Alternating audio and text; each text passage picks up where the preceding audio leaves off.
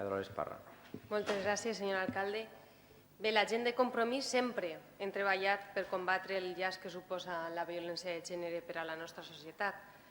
No fa falta recordar que la primera regidoria de la dona va ser creada per nosaltres l'any 1995. En aquell moment va ser el nom de la unitat pel poble valencià, amb Maria Gràcia Molés al capdavant de la regidoria.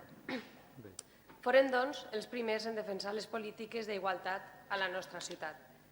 També cal assenyalar que l'anterior regidora de Compromís, Mònica Álvaro, va fer una feina incansable per defensar el dret de les dones i la lluita contra la violència masclista.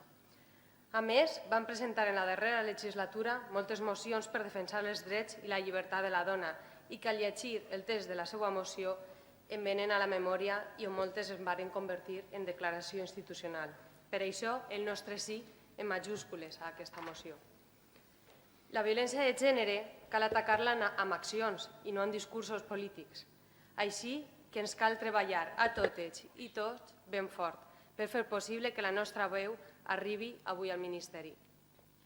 Convide a tothom a treballar per promoure la igualtat, a lluitar contra la reproducció d'estereotips en espais polítics, socials i culturals i en mitjans de comunicació que continuen ficant a la dona com un objecte.